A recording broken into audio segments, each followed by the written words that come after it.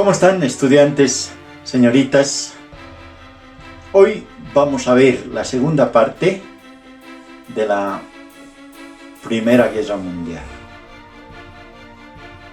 Para esto tenemos que ver el siguiente subtítulo. Dice: la prosperidad abrazó a América después de la guerra. Estados Unidos pasó de ser un país deudor a ser un país acreedor.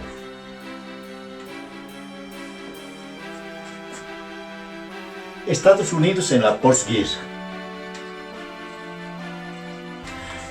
Habíamos indicado que antes de la Primera Guerra Mundial, la primera potencia mundial era Inglaterra.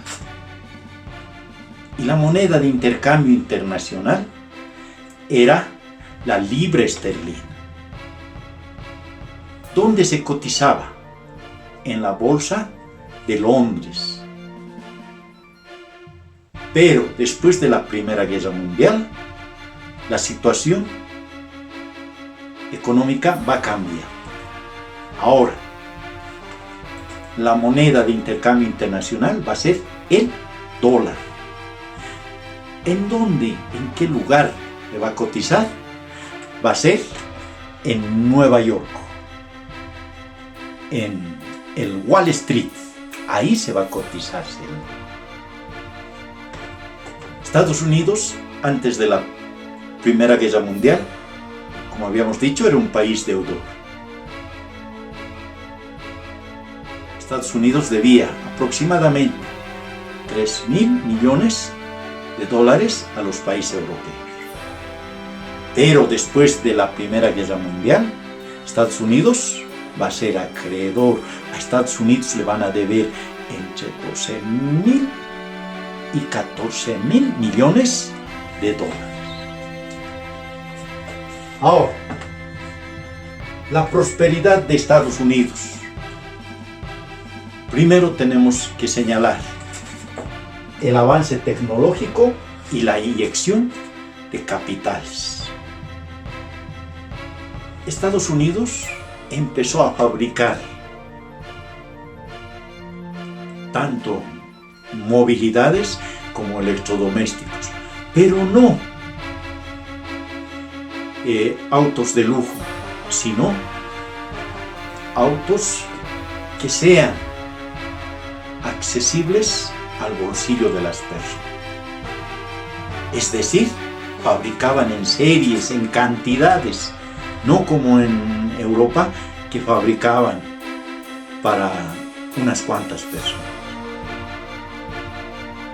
Henry Ford fue uno de los primeros empresarios que empezó a fabricar el Ford T en gran cantidad, en series.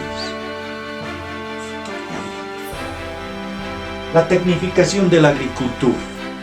Se introdujo maquinarias para producir mayor cantidad de alimentos que no solamente satisfacían a la población de Estados Unidos, sino que les sobraba alimentos para poder exportar, para poder vender a otros países.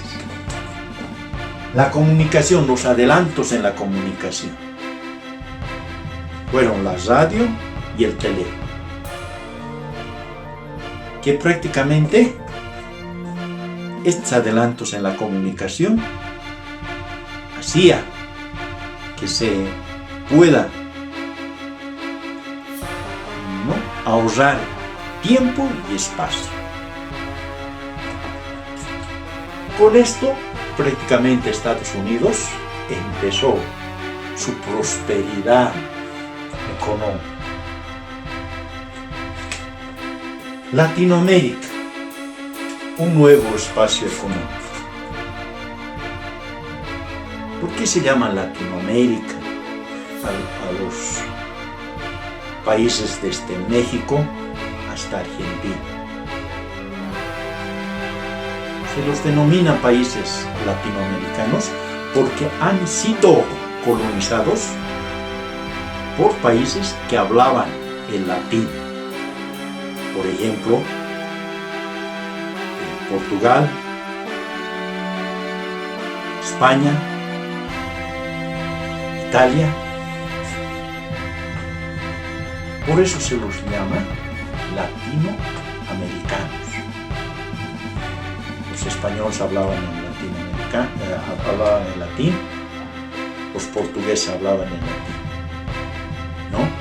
Entonces, Brasil es un país latinoamericano, Argentina, Bolivia, Chile, Ecuador, México, etc. son países latinoamericanos. ¿Cómo era, fíjense, el circuito económico antes de la Primera Guerra Mundial? Los países latinoamericanos, fíjense, enviaban a Europa materias primas, ¿no? Europa nos enviaba productos industrializados. ¿Ya? Durante la guerra, este circuito se rompe,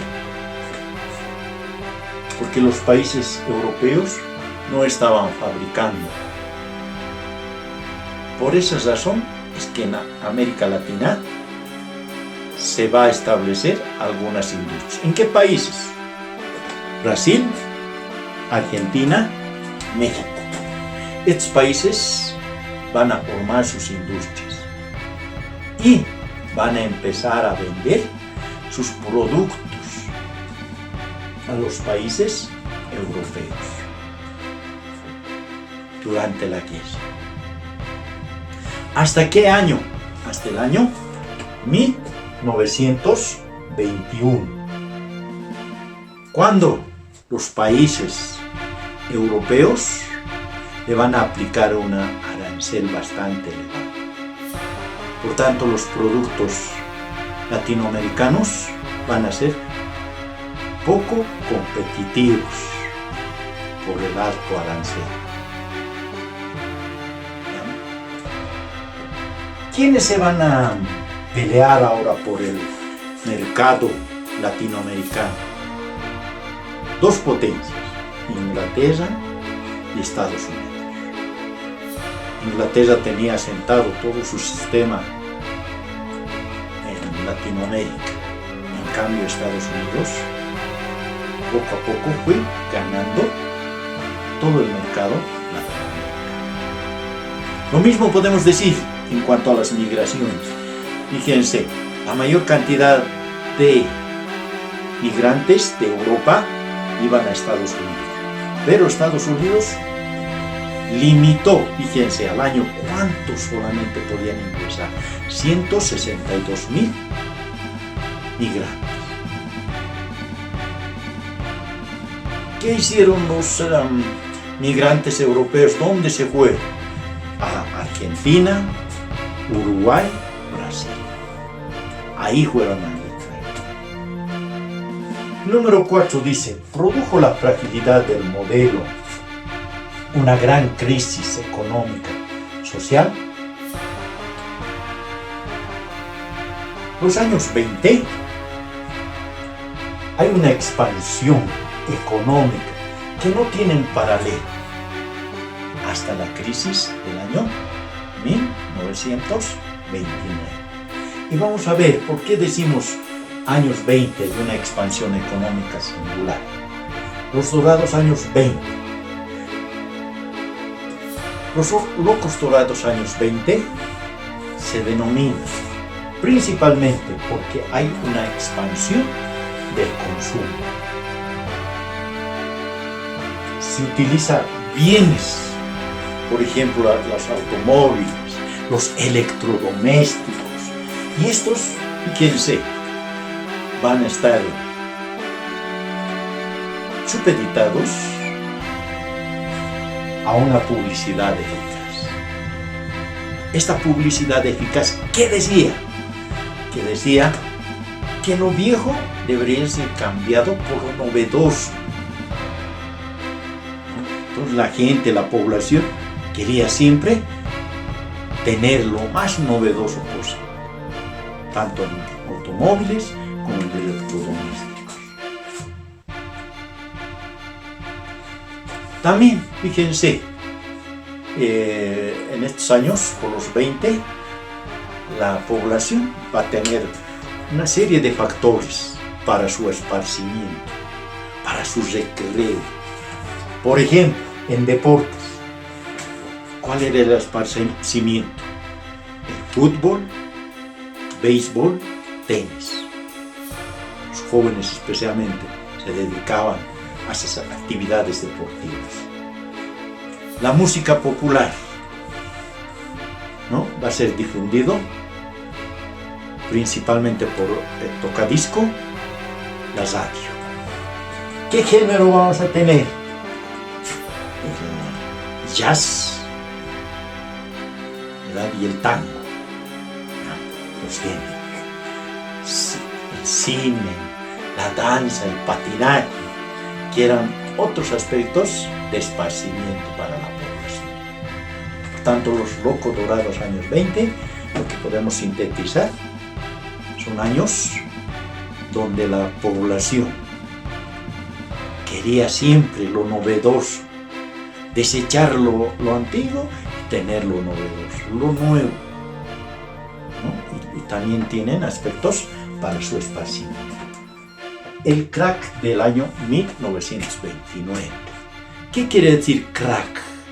Crisis, ¿no?, del año 1929. Habíamos dicho que la población se había expandido al consumo, ¿verdad?, que ellos querían siempre lo novedoso, pero ellos no adquirían los productos de manera contable, ¿no?, en efectivo, sino mediante crédito, ¿no?, mediante crédito. Lo mismo, el volumen de producción y ventas estaba supeditado a crédito. El banco, el mercado de bursátil descansaba sobre la especulación. Ellos, para captar mayor cantidad de ahorristas, ofrecían intereses muy altos, y mucha gente que tenía el ahorro de toda su vida lo llevaban a los bancos para ganar interés. Pero esta economía era pues frágil, ¿verdad? En cualquier momento se iba a quebrar. Ya prácticamente el año 1928, la construcción y la industria, por medio del sector del hierro, va a tener su crisis. Eso avisó de alguna manera, pero no le dieron importancia.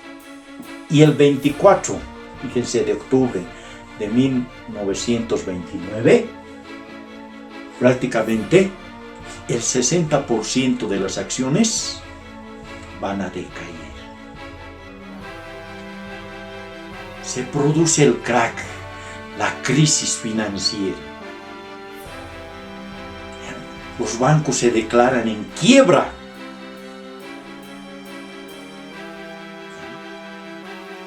Y esto va a afectar a la industria. Las fábricas se van a cerrar.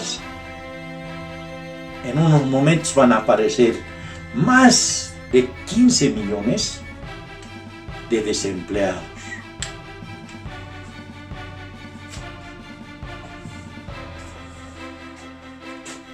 La crisis se agudiza en todo Estados Unidos.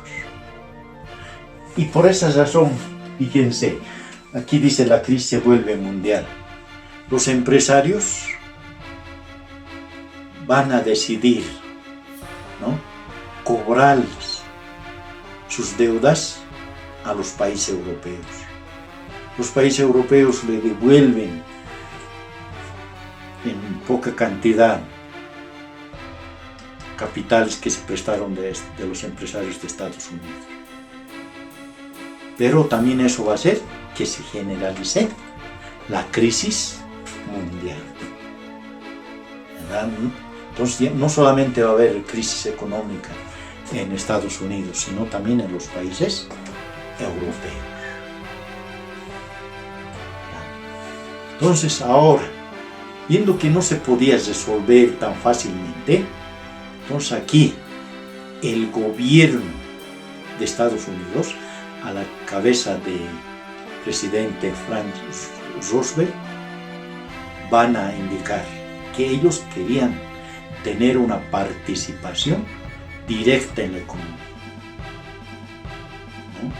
A esta su participación directa en la economía se va a llamar el New Deal o el nuevo trato. Con la participación entonces del Estado en la economía se va a solucionar el problema económico. Pero eso estaba bien, ¿verdad? Pero eso va a dar lugar en Europa a que aparezcan estados totalitarios. Por ejemplo, en Alemania, en Italia. Ya vamos a ver en qué desencadena estos gobiernos totalitarios. Hasta aquí hemos finalizado entonces nuestro primer temita, la Primera Guerra Mundial, con todos sus eventos. Estimados estudiantes, les quiero agradecer su colaboración al poder ver esta explicación de este tema, y ahora ustedes tienen que analizar este temita con los 6 estrategias didácticas: mapa conceptual, redes semánticas, cancha de tenis, matriz de solución, mentefacto y mesa de atributos. Y la evaluación que les estamos mandando, nuestra primera evaluación, que es más analítico. Quiero agradecerles infinitamente por su atención. Muchas gracias.